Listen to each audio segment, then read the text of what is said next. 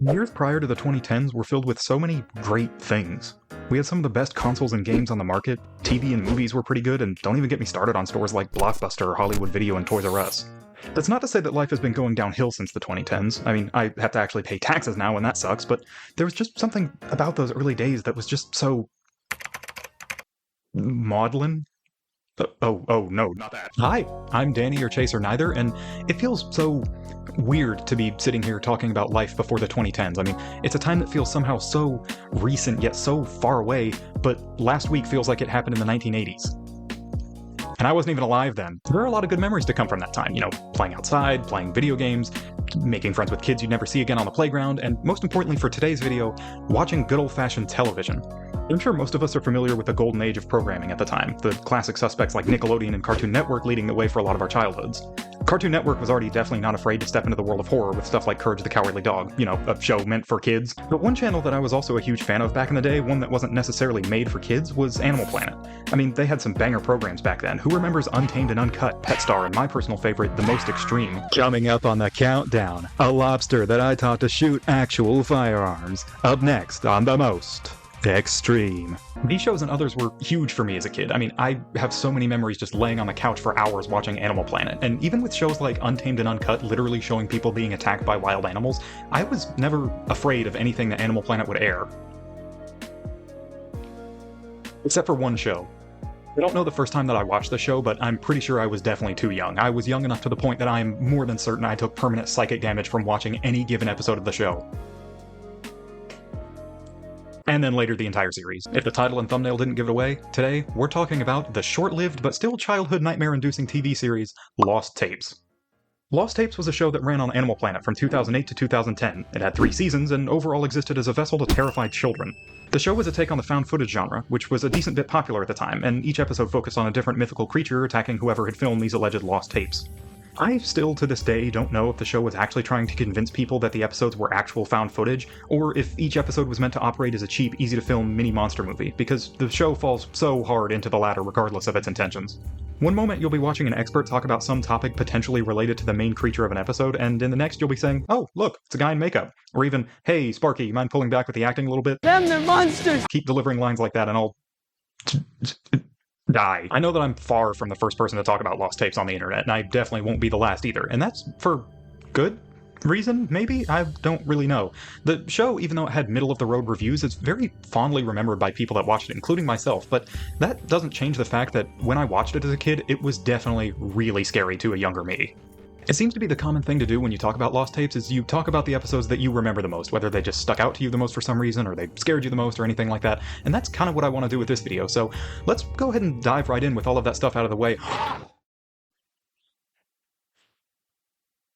Is that the Mothman? What's good, edgelords? Thanks for making it to this part of the video. If you've made it this far, then you're most likely enjoying what you're seeing. If you like this video, why not go ahead and drop a like and subscribe while you're here? I have other content that I know that you'll enjoy and have a bunch of exciting stuff planned for the future, so go ahead and stick around for a while. I know you won't regret it. Thanks, and now please enjoy the rest of the video. Oh. No, it wasn't the Mothman, it was just... me. Alright, we're gonna start off pretty strong here. When I think about Lost Tapes, one of the first episodes that jumps into my mind is the episode titled Alien. But even before each episode of the show began, it would always start with this super dramatic intro that would always make the claim that there are creatures science refuses to recognize. Like, it was somehow even more so trying to convince people that what they were seeing was real lost footage. And honestly, considering the fact that they were talking about aliens and trying to convince the audience that what they were seeing was real, they had some real chutzpah, some real balls to be talking about aliens. I mean, tuvieron huevos reales a hablar sobre... aliens. Even before we get into the meat of the episode, we get some pretty bold claims. Confirmed alien encounters is literally one of the most wild sentences I've ever read. If these encounters are so confirmed, why are we still so set on trying to discover alien life? Clearly we've already discovered it. Animal Planet told me so. More than that, they immediately transition into a short segment talking about the unpopular, yet I suppose still possible, theory of panspermia, even further cementing this episode as scientifically questionable. Now, getting to the episode itself, the story centers around this female astronaut who does what else astronaut things, only to come back to Earth and wind up in the hospital when some spooky things start going on. She experiences intense pain, psychotic episodes, and even gains the ability to break the arm of anybody who chose the career path of doctor. The origin of her symptoms are hinted at being a cloud of quote-unquote space dust that turn out to be alien spores. Yes, just right there. The woman states this so matter-of-factly as if this isn't at least a somewhat cool scientific discovery. More than that, she and the others deem these spores to be inert, and spoiler alert, the spores are actually pretty damn ert. The doctors also notice that the woman has some kind of weird skin condition going on, and they even take an x-ray of her that shows that she has another living being inside of her with its own heartbeat, and yet they still say that the x-rays are inconclusive. There are so many weird, strange, bizarre things that go on in this episode, and it only gets better from here. After getting a tissue sample from the woman whose name is Captain Bach, by the way, she starts heaving around and having a fit, but as she screams, they overlay her screams with these weird, high-pitched monster sounds, and it's just... This is actually something the show does a lot. It uses these random shrieking sound effects as if they're supposed to scare you, but they all just sound like stock velociraptor noises from Jurassic Park. Probably the most infamous example of this is even featured in this episode right after Captain Bach dies, and it's literally this. It's about as effective as me going, "Ah, scary." So, Captain Bach dies after insect.png bursts out of her, and the seemingly only 3 employees at this hospital try to lock down all escape routes so the thing doesn't get outside. Remember that last part. They fail to get out in time before all the doors lock, so now they're trapped inside with the thing. Also, I guess so are all the patients too, but who cares about them or whatever, something American healthcare joke. The episode carries on with the 3 trying to not be cornered and killed by the thing, but then suddenly one of the characters, a security guard, happens to remember, oh yeah, I have a gun and I can try and kill the thing, before he himself gets killed in probably the most convincing manner I've ever seen anybody die in film. What are you doing with that thing? What are you doing? Kill it. Hey, wait. Alzado, wait a minute. Alzado, be careful! Oh, God. Now, I'm no expert. That dude looks dead as fuck. The 2 surviving characters, who both happen to be doctors, for some reason decide that the best course of action is to corner themselves into a room, and they quickly get found by the alien again, and every time they show the alien, it just gets, like, bigger and bigger. Seriously, the thing goes from, like, the size of the palm of my hand to the size of, like, bigger than people in the span of just a few minutes. I also hope you weren't too attached to the doctor guy, because he very quickly gets killed. Watch out! Run! Run! Get out! Run! Yep, the alien gets 2 of them and is now looking for the clean sweep. But by using her smart PhD skills, the female doctor uses a fire extinguisher to break open the locked door to get to the lobby. Right at the main entrance, she trips, and remember how they said they didn't want this thing to get outside? The alien flies out through the front door, likely killing all of humanity and dooming life across the universe as we know it. Thanks. And yeah, that's literally just how the episode ends. I mean, the alien escapes, no one can find it, there are other spores found elsewhere in the world, and the government covers everything up, yada yada. All the typical suspects that you expect when you're talking about aliens. I know that they have a limited time for the things that can go on in a given episode, each one being probably about 22-ish minutes long on average, but the episodes are so weirdly paced. It's something that you'll find if you watch any episode of the show, and I'm not blaming the actors for that or anything. If anything, I'm happy that they were able to get that bag. Yeah, I remember the first time I watched this episode as a kid, and it terrified me. I mean, I was already scared of bugs as a kid, and the idea of an alien space bug ending up inside my body and then exploding out a la a chest burster from Alien, yeah, that shit was scary to me. The concept of found footage in relation to aliens is a super cool idea. In the modern day, with games like They Are Here in the works and with the rise of various different types of horror media like analog horror, I think aliens could definitely have their place in modern horror, but just not like this. For a good example of modern alien horror, I highly recommend you check out the series Gemini Home Entertainment on YouTube. It's a wonderful analog horror series. But that's all we have to talk about aliens, so we're going to be moving on to what may be the most infamous episode of Lost Tapes for all of the wrong reasons. Zombies. Now, zombies have been through the absolute ringer in relation to any media at all. Ever since John Zombie himself brought the concept over to the West, we've seen zombies in literally everything. We've put them in games like Left 4 Dead and Dead Rising, and we've seen them in TV and movies like The Walking Dead and The Dawn of the Dead, and... wow, there are a lot of deads. I think zombies are definitely way oversaturated in modern media, but that doesn't mean that the concept itself isn't any less scary. I mean, the idea of coming back to life from the dead and having no control over your body or any actions that you do, that's pretty freaky. But not on Lost Tapes. Lost Tapes zombie episode has been poked and prodded at so many times by now that I doubt it's possible to say anything original about it at this point. It's so clearly just a bunch of people acting like zombies with makeup on, but it still tries so hard to convince you that this is real body cam footage. Or does it? You see, Lost Tapes Season 1, I think, is the season that tries its hardest to pull the wool over the audience's eyes and convince them that it's a real show with real footage being used. But by Season 3, the season that made its debut with this very episode about zombies, I think the creators of the show realized that nobody was believing a word of them anymore, so they just leaned harder into its goofier aspects. What was once a show about goth women being eaten by demon dogs in graveyards had become a show about police officers trying to negotiate with zombies. Stop doing that. Hey, maybe I'm being unfair. Maybe if you take the episode as a whole, it's actually not that bad. Is what I would say if the episode didn't immediately start with an alleged zombie man attacking a woman while making tiger sounds. Yeah, this episode it's so bad, and it just clearly makes random bullshit up as it goes along, like the Enigma Corporation, like, really? More like Enigma nuts. We do get some lore about what had happened, though. Apparently, a Haitian community in New Orleans bore witness to a man who had allegedly died 8 years prior. He attacked and killed a woman who he was the resident of, and so now the Enigma Corporation is going to investigate to see what was going on. The plot is pretty straightforward, and that's definitely good, but I just don't know about some of these details, man. At the start of the episode, we can infer that the attack happened in 2010, and yet the boarding house which was run by the woman who was killed has allegedly been condemned since Hurricane Katrina. You know, the storm that happened 5 years before this initial attack, so why was anybody there in the first place? So the G.I. Joe squad show up and they enter the boarding house, and it's at this point in the episode that they start to bring on their experts about zombies, which is a bit of a stretch of a title to give anybody, isn't it? I mean, as an example, they bring on Max Brooks, the author of the book World War Z, and say what you want about the book, but what makes him any more qualified to talk about this than, say, anyone else? I don't know. I never personally got my degree in zombieology, so maybe I'm the dumb one here, but the way they make these people talk about zombies is just, it's so weird. I'm not saying you can't talk about zombies in an interesting way, but what I am saying is that why do they make these people talk about zombies like they exist? Zombies are relentless. They do not fear, they will not be distracted, they do not tire. Moving on from all those questions and walking face first into a million more, the group keeps searching the house and keep hearing really strange animalistic noises. They also shout at these noises as if they're coming from a human. Listen up! Any residents of this building need to come out with their hands on their heads! And then they find a jar of zombie powder. Yeah, let me just repeat that really quick. They walk into a bedroom and find a jar of zombie powder. Maybe neurotoxins? They then have some other people come on and they explain stuff about tetrodotoxin, the toxins found in pufferfish and stuff, and apparently that's what zombie powder is, which is definitely lucky for me since I don't like the ocean, so that means I'm immune. Right as they start regrouping after they discover some random body parts, G.I. Jane over here is attacked by a zombie. She fends it off with a kick, and then the other cop, in traditional American cop fashion, attacks the zombie while announcing his authority as a policeman. Police!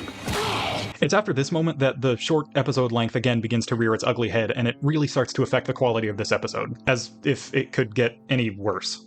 One of the dude cops goes outside and gets attacked by a female zombie, but he manages to overpower her and he drags her back to the G.I. Joe van, and he just looks at her. I don't know what he's doing, but he definitely got her. The other two cops stay inside and they suddenly get attacked by the zombie that they had just pushed down a flight of stairs, and then they get attacked by another zombie. And then another, and then even more show up, and it's literally insane. There are so many zombies. Sorry, it's scary. One of the cops inside even tells the guy in the van that if he doesn't hear from him in 4 minutes to call for backup, but then literally less than a minute later, he asks where the backup is. If you don't hear back from me in 4 minutes, call for backup, over. Tanner, where's that backup? Like, dude, you gave him specific instructions. Leave him alone. Oh, he's dead. Well, that sucks. The rest of the episode goes like this. The two alive cops find the guy who they're looking for, and shocker, he's a zombie too. They barricade themselves in a bedroom and throw the zombie guy out of a window. They also find out that their buddy cop in the van has also been turned into a zombie. And then the episode ends. That's it. Yeah, I'm not kidding. That's literally just where the episode ends. I mean, we do get a little bit more. The house was allegedly destroyed, and there other zombies may have been in the house at the time of the destruction, and then the narrator says, "Among Us," and then we fade to black. Okay, so my honest thoughts? Not bad. Okay, pretty bad. Like really bad. Like shockingly bad. I can't believe that they decided to air this on television. Like, I know the 2000s were a very different time, and not all productions need to be this multi-million-dollar investment. I mean, look at this idiot. But, I mean, really? The only reason that I can think that they would even decide to air this episode is the same reason that the Sonic movie allegedly had that really creepy Sonic design. You know, get people talking about your show because all press is good press or something like that, but I really don't know. Just pop off, Queen, I guess. So far, you can basically describe all Lost Tapes episodes like this. Lost Tapes. Mr. Krabs. Doyle Boyle was a scuba diver trained in the art of scuba diving. However, on his first solo mission, a scuba dive down to the depths of Bikini Bottom, nobody could have predicted that everything would go horribly wrong. Oh boy, here I am. I'm at the depths of Bikini Bottom. Wow, I hope nothing bad goes happen. Wait, what is that? And that's it. Neither of the episodes that we've talked about so far I could really classify as scary. I mean, sure, the alien one might have freaked me out as a kid, but both of them are pretty goofy by adult me standards. But here's where things start to get a little bit interesting. When I see people talk about this show, there's always one episode in particular that I see brought up more than any other. It's an episode that's so genuinely frightening to our collective childhoods that so many people say it freaked them out for real. And that is none other than the Season 2 episode, Vampire. Oh, bless your childhood soul if you never saw this episode. I remember this episode actually freaking me out so bad that I had to stop it partway through and finish it at a later time out of sheer morbid curiosity. It scared me that bad. And I know I'm not alone in this. When you typically think about vampires, what comes to your mind? Maybe something very Dracula-like, or maybe whatever Twilight was doing, or maybe even, thanks to our childhood's favorite yellow sponge, Nosferatu. They're usually tall, pale humanoids with sharp teeth that drink blood. That's the usual description of a vampire, sometimes with the added detail of their level of sparkliness or something, but now take all of that and throw it out the window. Lost Tapes does not play by the rules here. Getting into the actual episode, things start out as genuinely frightening as it could, with footage from a gas station camera that has about as much quality as my personality. Which is this much. After the episode just drops the hard exhibit proof on us that vampires just clearly exist, we get introduced to our protagonist and his family, with a reminder to American homeowners about the 2008 recession. The episode follows this family as they move into their new house, the husband, the wife, the son. The son really hates the new house, and the wife is really stressed out, and the dad tries to keep everyone's spirits high by being optimistic and forcing a positive mental attitude on everybody. To mixed results, I must say. Husband/dad character also records, like, everything the family does for some reason, like going so far as to get security cameras installed everywhere in the house, especially in locations convenient for vampire attacks.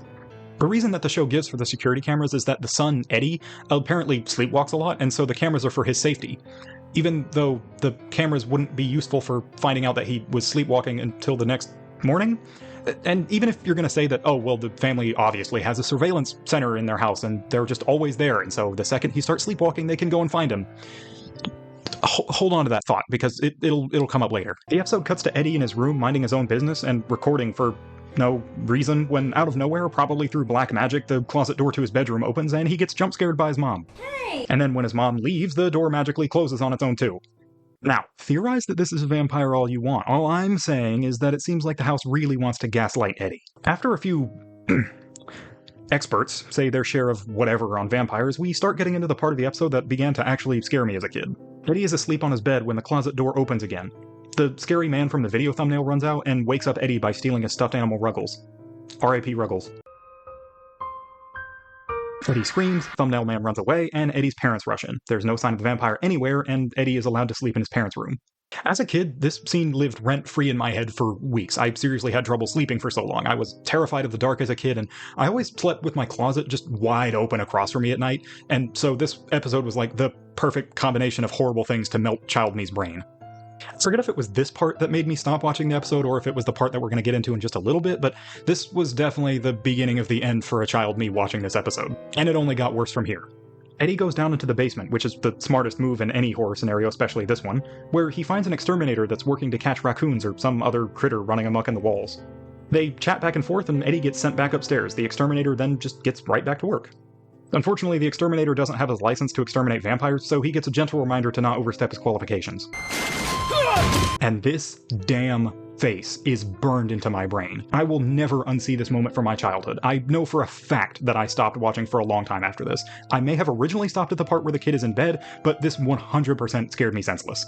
And honestly, I really like how they portray the vampires here. Instead of having it be goofy makeup on a guy with a big cloak or something, they went with whatever this depiction is. Some kind of mixture of a man and bat that lives like a rodent. I don't know of any other media showing vampires like this, but I'm sure it has to be out there somewhere. I refuse to believe that Animal Planet's Lost Tapes came up with something that's actually somewhat creepy. But if they did, Hey.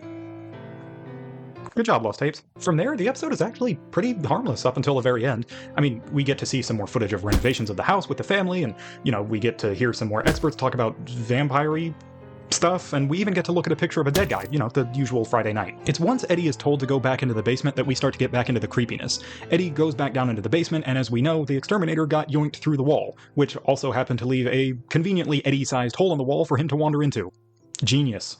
Eddie then finds out that the exterminator has become the exterminated, and then somehow Eddie gets missed by the vampire, who seems like it was waiting for someone to attack, but even though Eddie was in perfect grabbing range, it somehow still misses him. I don't know. But then Eddie takes off running, and man, just imagine being a kid and watching this. Just listen to the sounds that these fuckers make. That's right, I said these fuckers. A big reveal is that there's actually more than just one vampire in this house. There's 3 of them. The family gets chased around the house like in a Scooby-Doo cartoon, but the cameraman from Cloverfield tags along until they get cornered in a bedroom. They block the door and the vampires try to break down the door, which thankfully knocks loose a piece of wood that's the perfect shape for people stabbing. Oh, and vampire stabbing too, I guess. The family then survives the attack, the police can't find the remaining vampires, and then similar attacks are reported elsewhere in the world. Exactly what you'd expect from the ending of a Lost Tapes episode. And that's how my childhood trauma Lost Tapes episode comes to an end. I mean, I can definitely see and understand how as a kid I was terrified of these things, but as an adult, I don't find myself scared of these things anymore. Mostly. I think this is one of the few episodes that actually just speaks for itself as to why it was so scary to a lot of us as kids. I mean, sure, the zombie episode might have scared a few people, but in my opinion, even as a kid, I found it just a bit too goofy. I could just tell that they were people in makeup. But with the vampire episode, I don't know, it just really played into a lot of fears that I had as a kid, the dark, monsters, and so on. Also, it probably didn't help that when I was growing up, my dad tried to convince me on numerous occasions that vampires and stuff like that actually existed. So I'm fine. Kinda. And with all of that, we come to the end of my childhood trauma episode. That's right, we've reached the end. And I hope that this episode either opened up some interesting memories for you from your childhood, or maybe even introduce you to a show that'll become your favorite show of all time. No, it won't. But that's beside the point. I really hope that you enjoyed this video. It was a lot of fun to write and talk about, and I want you to leave down below in the comments what episode of Lost Tapes scared you the most as a kid if you watched it. I'm genuinely interested in knowing. There are so many hidden gems within this show that I would be more than happy to make a follow-up or a part 2 to this video where I go over episodes that you say scared you the most, maybe even ones that I don't remember that well. But I guess I'll just leave the rest up to you with that. But other than all that, I'm Danny, your Chaser Neither. If you enjoyed this video, make sure to like, comment, subscribe, all that wonderful stuff that you do, and I'll be seeing you in the next video. Bye now.